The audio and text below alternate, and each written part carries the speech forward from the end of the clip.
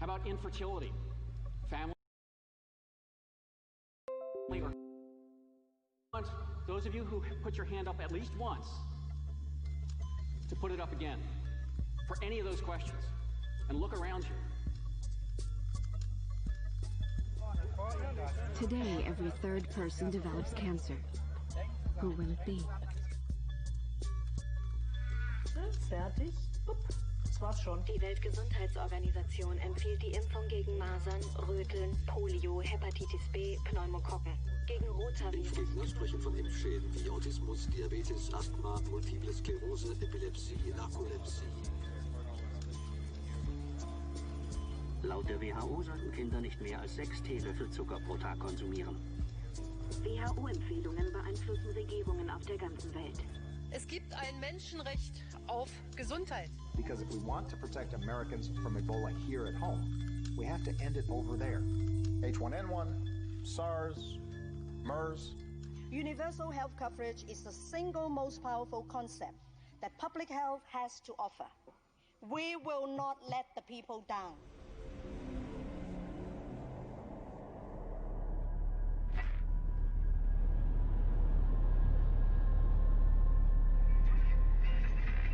Die Weltgesundheitsorganisation, kurz WHO, hat ihren Hauptsitz in Genf.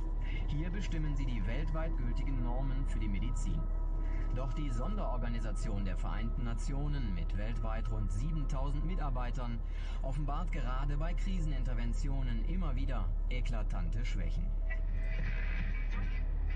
But after Fukushima, I think you can see that everyone knows that there's a kind of official and high-level cover-up, and that WHO is involved in it.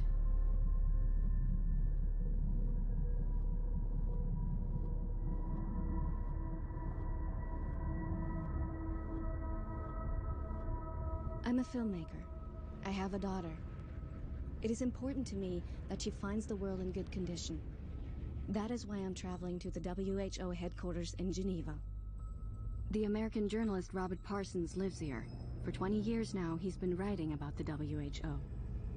Until a few years ago, every Monday, the opening day of the World Health Assembly, there was a sumptuous reception at the WHO given by the Director General. That was the great centerpiece where everybody met and talked, and it was a very good situation for pulling everybody together in an informal setting.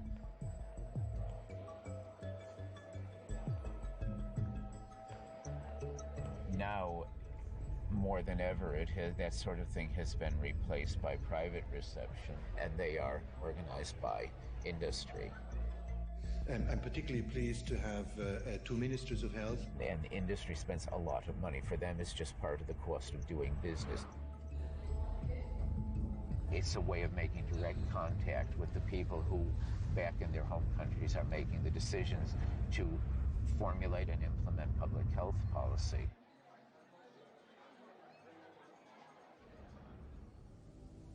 The suffering of millions of human beings in scores of countries will be alleviated, and many, many thousands of lives will be saved.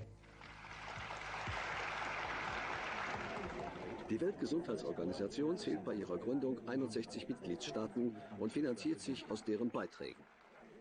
WHO has positively changed everything. Smallpox was completely eradicated, which was the first time ever that a disease was wiped out. The world saves each year $1,000 million on vaccines and care of the sick alone. According to Robert Parsons, the WHO is infiltrated by the industry from the very start. Here. This one's in English. This was in the San Francisco Examiner. Anyway, WHO was not happy with my coverage because it made them look less than good. Ever since the 1950s, studies have shown that smoking damages the health. But for decades, the WHO does little to oppose the tobacco industry. How often does your job call you out of bed in the middle of the night? Well, if you were a doctor, it would be often. And generally, there isn't much time to spare. Coffee, doctor? Oh, fine. Have a Camel with your coffee. Thanks.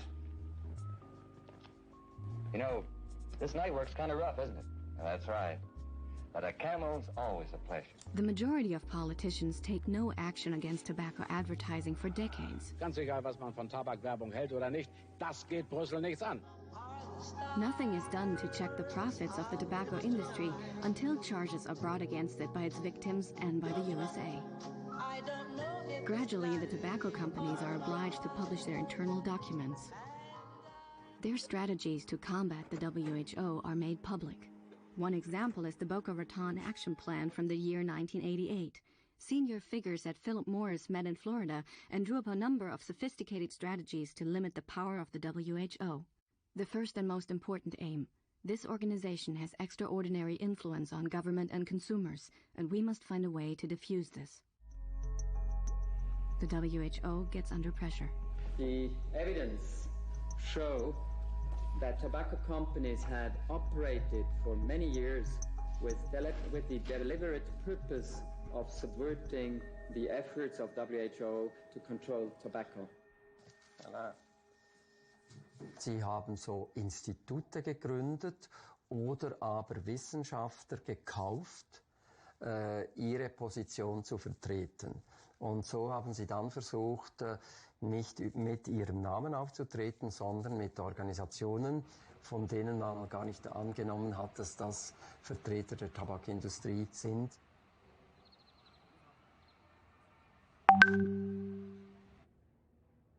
One of these institutes is led by the American lawyer Paul Dietrich. Philip Morris finances it with $240,000 a year. At the same time, Dietrich is a consultant for the WHO regional office in America. When his double role becomes known, Dietrich moves into the finance industry. He won't agree to talk to me. In the WHO report on the strategies of the tobacco industry, 6 other consultants are mentioned. The British toxicologist Frank Sullivan, for instance, claims that passive smoking doesn't harm your health. His study on the subject is financed by Philip Morris. In the year 2000, Sullivan's collaboration with the tobacco industry becomes public, but he still continues to advise the WHO.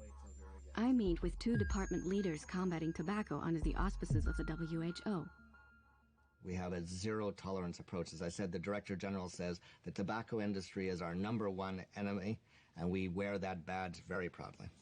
Is Frank Sullivan still a WHO consultant? Absolutely not. I mean, they can't, because the names of all those persons are well known through the documents.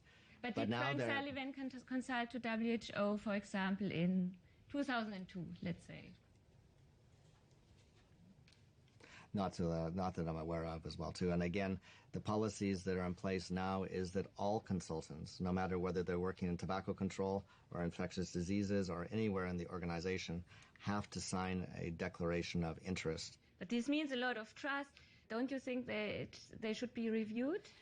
Trust, I think that you should trust until such a day you lack trust. You cannot just start by already being suspicious about people and their capacity to do things. That's good. Okay. Thank you so much. We are not alone during the conversation. 3 WHO staff are watching us, and the press spokesman conducts the person I'm interviewing with silent gestures.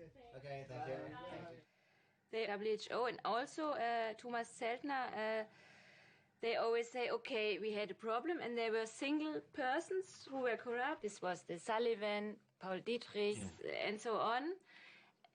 But I'm always doubting, I mean, was it really single persons and now it's over, or could you say that entire segments of WHO are corrupt? We have all the tobacco company documents which show how major corporations operate. And the pharmaceutical companies or the chemical companies do not operate any differently. Their obligation to their shareholders completely overwhelms any consideration of public health. So these are the people that are involved in the H1N1 push. Swine flu, or H1N1, is presented by the WHO and in the public media as a huge threat, wrongly as it later emerges. Im ersten Jahr sterben in Deutschland 258 Menschen an der Schweinegrippe, weit weniger als bei einer normalen Grippewelle. If you've been diagnosed with probable or presumed 2009 H1N1 or swine flu in recent months, you may be surprised to know this. The odds are you didn't have H1N1 flu. In fact, you probably didn't have flu at all. Many countries, including Germany, Italy, France, and Great Britain, concluded secret agreements with pharmaceutical companies before the swine flu incident, which obliged them to purchase swine flu vaccinations, but only if the WHO issued a pandemic level 6 alert.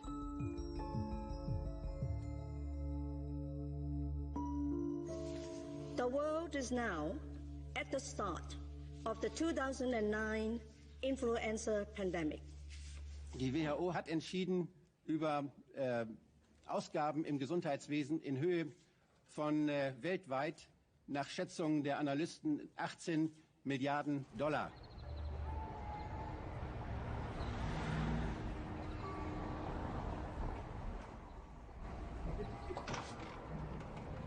Glaxo, Novartis, Sanofi, alle hatten sich diese Impfstoffe in neuen Produktionsanlagen für die Pandemie bereitgestellt. Alle hatten sie Verträge mit Nationalstaaten gemacht und dadurch, dass sie so viel investiert hatten, aber das nicht verkaufen konnten, weil ja keine Pandemie kam. Und die nächste Grippe war auch nicht in Sicht und da haben sie eine gemacht. Swine flu makes considerable profits for the manufacturers of vaccines. In first quarter net profit, citing its swine flu vaccine, Lantis, for the gains. France's largest drug maker said its net profit in the quarter rose to 1.71 billion euros, that's 2.26 billion US dollars, from 1.58 billion I tried to arrange an interview with the person responsible for swine flu at the WHO, Keiji Fukuda. He was often on television at the time, but I get an appointment with the official press spokesman. 11 countries officially reporting 331 cases of influenza A H1N1 infection with 10 deaths.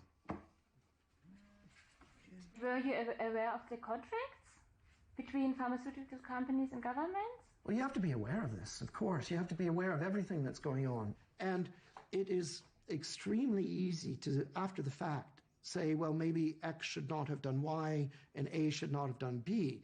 However, think about the opposite. What would have happened had the influenza killed 50% of the people it infected and there was no vaccine?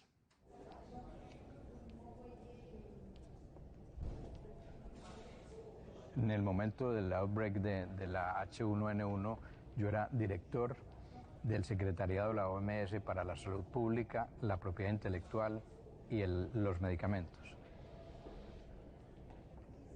Susto y temor no había nadie. Yo personalmente no conocí a nadie en la OMS que se hubiera hecho vacunar contra la pandemia, incluida la directora general, que solo en el mes de enero le preguntaron a un grupo de periodistas si se había hecho vacunar, dijo que estaba muy ocupada, pero que lo iba a hacer. At the time I am pregnant, and I avoid airports, crowds, and all forms of travel. Public media exaggerates, with words and images, the danger resulting from swine flu.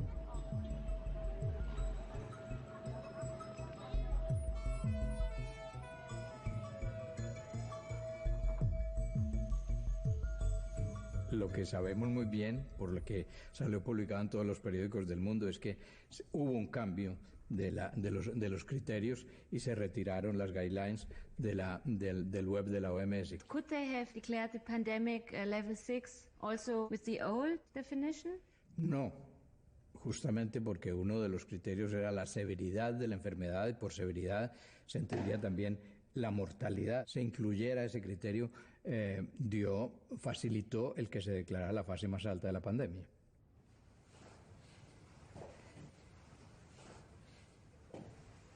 So this was removed before 2009, shortly before H1N1. Ich habe Ihnen schon gesagt, wir müssen eigentlich mit der Pharmaindustrie arbeiten, insofern, als Sie eine gute Lösung für Schweinegrippe haben. Ja, ich meine, oder für alle das tun Grippen. Sie auch. Ihre Impfdirektorin kommt ja direkt von einem großen französischen Pharmakonzern. Also die Zusammenarbeit zwischen Industrie und Weltgesundheitsorganisation bei Impfstoffen findet ja statt. Of course, we would like to have a vaccine tomorrow. We would have wanted to have it yesterday. In 2009, Ms. Kaini is a member of the WHO Swine Flu Working Group. Previously, she had worked for the French pharmaceutical company Transgene. The press spokesman doesn't allow me to interview her, so I try to approach her directly at a conference. Vous auriez un petit peu de temps pour que je... I asked Ms. Kaini why the criteria of severity was deleted from the definition of a pandemic phase. Il y a eu toute une série de réunions d'experts, etc., pour essayer de trouver des critères objectifs, disons, pour la déclaration d'une pandémie. La sévérité est toujours difficile, parce que la sévérité, on ne la connaît pas au début. La sévérité peut varier selon les conditions, selon l'état de santé, en fait, des gens qui sont infectés. Donc c'est pour ça que les experts pensaient qu'il était préférable de se baser sur des critères objectifs. Et les critères objectifs, c'est est-ce qu'il y a transmission dans la communauté, par exemple, ça peut être démontré, et dans combien de pays y a-t-il transmission. Vous pensez quoi aujourd'hui du changement de la définition? Les schémas comme ça, qui sont totalement automatiques, dans lesquels il n'y a aucune, aucune façon de reconsidérer, par exemple, la sévérité ou d'autres aspects, sont sans doute trop stricts. Et est-ce qu'on va changer ça maintenant? Oui, bien sûr, oui. Die Beamten der WHO haben davon ja keine Ahnung. Die sind angewiesen auf Wissenschaftler.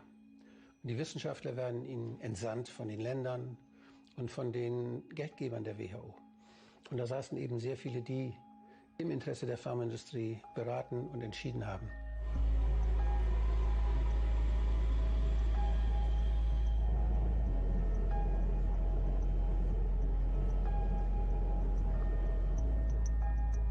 The WHO Working Group on Swine Flu consists of 13 external consultants.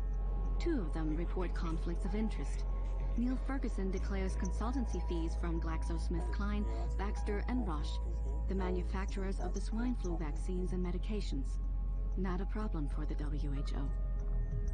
In 2007, Albert Osterhaus loses his voting right on the Dutch Health Commission due to his conflicts of interest. He declares to the WHO that he has shares in the pharma company ViroClinics, which is suspected of profiting from swine flu.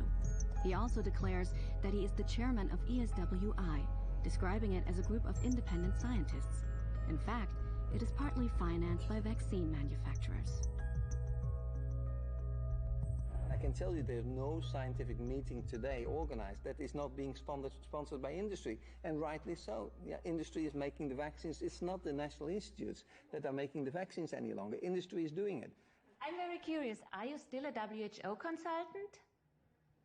At the moment, I'm working more with the private sector as well, so I'm still consulting from time to time. Are you still working with this European Scientists Against Influenza? Yes, I'm the chair of that particular organization. Okay. Because I saw that you declared this as a conflict of interest? No, it's not a conflict of interest, but I declare also what might be perceived as a conflict of interest. That's a difference. No, but you have to be very careful there. So at least if you say that, and of course people can hold it against you, yeah, but at least I can always say, and I've always done that, that you at least you show what you do. It was written there, independent group of scientists. Yeah. When I looked on the website, I saw that it's funded by all the vaccine producers. No, it's not funded by. Some money comes from vaccine producers, yeah, but there's money coming from many other sources as well, and that's the same with WHO and a lot of other organizations. As long as you're transparent and show what you're doing, it's fine, I think. How is the percentage of funding? I don't know exactly, but there is a substantial part of the funding comes from elsewhere. From meetings, comes from European projects, and there is a percentage coming from industry as well, and that's completely transparent. No, it's fine to bring it up again, but for me it's over. I don't get any hard figures from Mr. Osterhaus afterwards either. Without any facts, without transparency, I can't make any progress here. What about the WHO? At the country level, I hear good news and I hear bad news about engagement with non-state actors. Bueno, hubo una reunión donde la directora general se reunió con algunos posibles fabricantes de vacunas, donde muchos del staff de la OMS fueron excluidos de esa reunión, incluido yo mismo. Yo era director de un tema específico y estaba en la oficina de la directora general y tenía mi credencial de staff de la OMS. Y yo bajé a la sala del Consejo Ejecutivo y a la persona que estaba en la portería me dijo, no, esto es una reunión privada confidencial. Yo, que era director de la OMS, staff y a alto nivel y que tenía un tema que tocaba lo que se estaba discutiendo, no pudo entrar. Und das ist dann auch entsprechend bewertet worden vom Europarat und gerügt worden, die Intransparenz, die Rolle der Experten, die dort im Lohn und Brot von der Pharmaindustrie standen. Und ja, dann hat man Änderungen gefordert, aber die WHO hat dann nicht mehr auf den Europarat reagiert. Die ist nur einmal gekommen. Schon bei der zweiten Anhörung ist sie nicht mehr gekommen. Sie müssen ja nicht.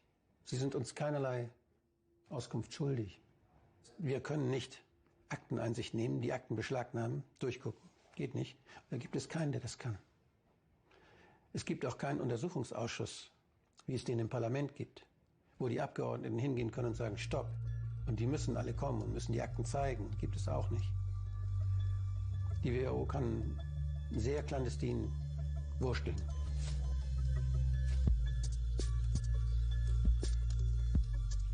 In the case of the pharmaceutical industry, it's even more difficult for the WHO to maintain its independence than with the tobacco industry.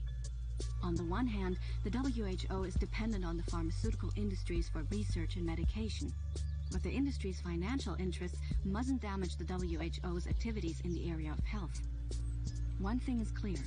Today, the pharmaceutical industry is part of the health system, just like the governments that control the WHO. Politik und Industrie, wo geht die Entwicklung heute hin? Ja, wir haben eine Zeit der Deregulierung, das heißt der Auflösung staatlicher Aufgaben, der Privatisierung staatlicher Aufgaben. Und da gibt es eine ganz massive Lobbyarbeit, neue Wachstumsfelder da zu schaffen, wo vorher öffentliche Verantwortung war. Und wenn das erstmal so weit ist, dann sind da keine Beamten mehr, die man bestechen muss, dann darf man damit Geld verdienen. Und das ist die Entwicklung, die wir zurzeit gerade sehen.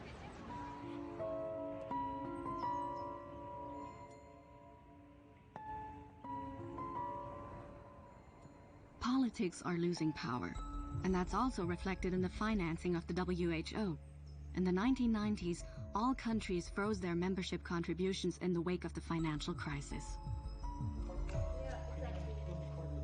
Today, UN organizations, foundations, NGOs, and industry contribute almost 40% of the WHO's annual budget. The second largest source of finance, right after the USA, is the Bill and Melinda Gates Foundation. 30 years ago, in starting Microsoft, we had a very ambitious vision, a computer for everyone. Now I join you in seeking to achieve an even more important vision, which is good health for every human being. Today, the WHO relies on voluntary contributions like that from the Gates Foundation, but these are often linked to conditions.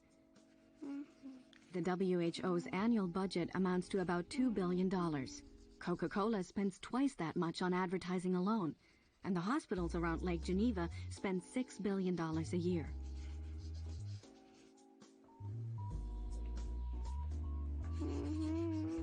When it was founded, the WHO could decide how to distribute its funds itself. Now, 70% of its budget is tied to particular projects, countries, or regions.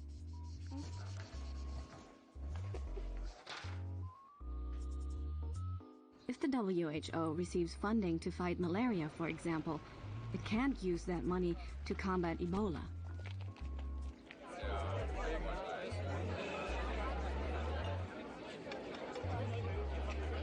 The Ebola Interim Assessment panel put it in very precise words. At present, WHO does not have the operational capacity or culture to deliver a full emergency public health response. What does the Director General of the WHO think about that? I want to ask her what constraints she is under. No, I'm doing a cinema documentary. I'm a filmmaker. Okay, let's discuss the date. You don't work in July, August? No, August will also be possible. July, August, whatever. It's not so hectic. July and August not so hectic. It's better for you. Okay, then I will adapt myself.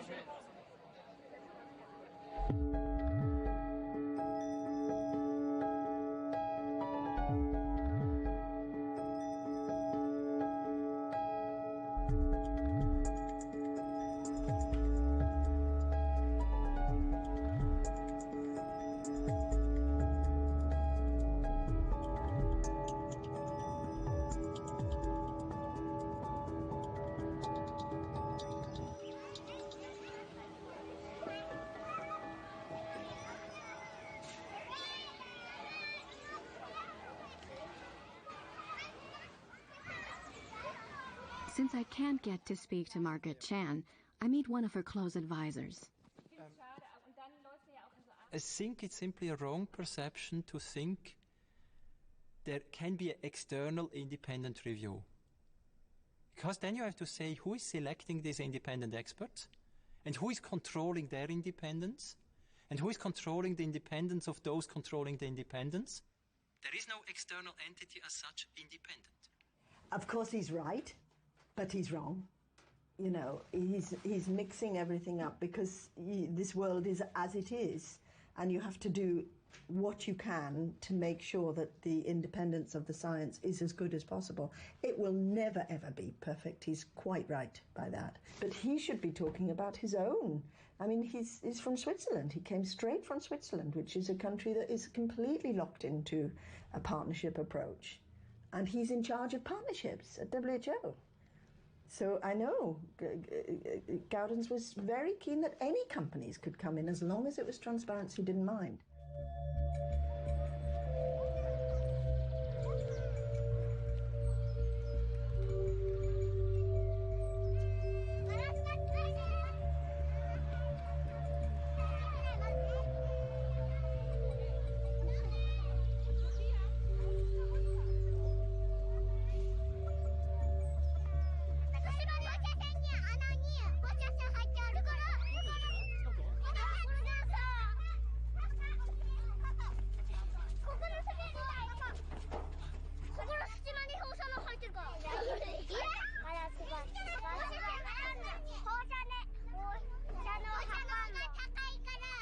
Fukushima-Stadt heute Morgen. In diesem Hotel trifft sich die Gesundheitskommission der Präfektur. Sie präsentiert neue Zahlen über die Veränderungen an den Schilddrüsen bei Kindern, gut 1,5 Jahre nach der Atomkatastrophe. Den Vorsitz hat Professor Yamashita. Bei mehr als 42% der Kinder wurden Knoten oder Zysten festgestellt. Nach Tschernobyl lag die Zahl dort zwischen 0,5 und 1%, gemessen damals von Professor Yamashita. Was uns aber noch viel mehr verwundert, niemand aus der Expertenrunde fragt nach den Ursachen für diesen hohen Wert. Professor Yamashita is contributing to the trivialization of the risks of radioactive contamination in public. その影響は実はニコニコ笑ってる人には来ません。くよくよしてる人に来ます。これは明確な同時実験で分かっています。